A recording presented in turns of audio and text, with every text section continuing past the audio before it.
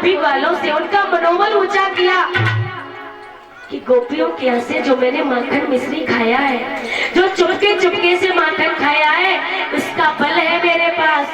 महाराज आज इधर इंद्र को पता चला, एक दरबारी को भेजा, जा करके देख करके आपका ब्रज बहा या नहीं बहा। अरे इतनी बारिश हुई है। महाराज जैसे ही दरबारी आए और आकर के देखा, महाराज ब्रज पे एक बूंद भी नहीं पड़ी। अरे जाकर के कहा, महाराज आप ये कह रहे हो इतनी बारिश हुई है, ब्रज डूब गया होगा, बह गया होगा, लेकिन ब्रज पे तो धूल ही धूल उड़ रही है। मेरे प्यारे, प्रश्न उठता है कि 7 दिन 7 रात पर्यंत बारिश हुई, और ये बारिश जब हुई तो इतना जल बारिश हुआ, ये बारिश का पानी गया तो गया कहां? मेरे प्यारे, अलग अलग विद्वानों की अलग अलग मत है। एक विद्वान कह रहे हैं कि महाराज कन्हैया ने अपने सुदर्शन चक्र को इतनी तेजी से घुमाया है, इतनी तेजी से घुमाया है, जो भी बूंद आती है वो बाष्प बन करके उड़ जाती है। एक विद्वान कह रहे हैं कि कन्हैया ने गिरिराज जी महाराज को इतना गर्म किया है, इतना गर्म किया है, तो जो भी बूंद आती है वो भाप बन करके उड़ जाती है। तीसरा विद्वान कहता है कि महाराज जितना भी जल बारिश हुआ, एक कोने में बैठ करके अगस्त महात्मा ने पान कर लिया। बोलिए गोविंद भगवान की। अब तो महाराज इंद्र को पता चला, खुद ही पूजे, खुद ही पूजा में। अब कन्हैया से क्षमा याचना मांगने के लिए आज इंद्र अपनी पत्नी शची को लेकर के आ रहे हैं। क्यों? क्योंकि मुझसे बहुत गलती हुई है। अरे कन्हैया से मैंने बैर किया है। तो विद्वान लिख रहे हैं क्या कि ब्रज पे पड़ी न बूंद, और ख्याल जब असुरपति ने किया। अरे भैया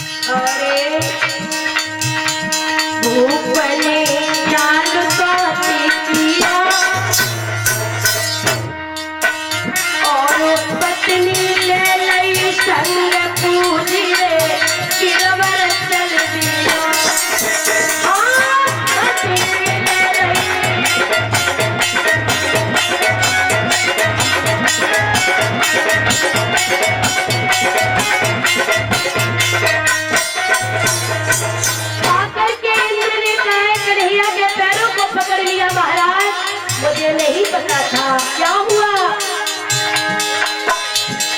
अरे माँ भूखोई प्रभु जी कर दिया।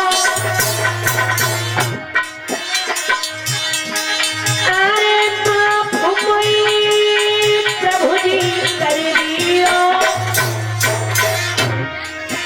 जैसे राखी ब्रज की लाज प्रभु मोरे दर्शन दे दियो। भैया राखी ब्रज की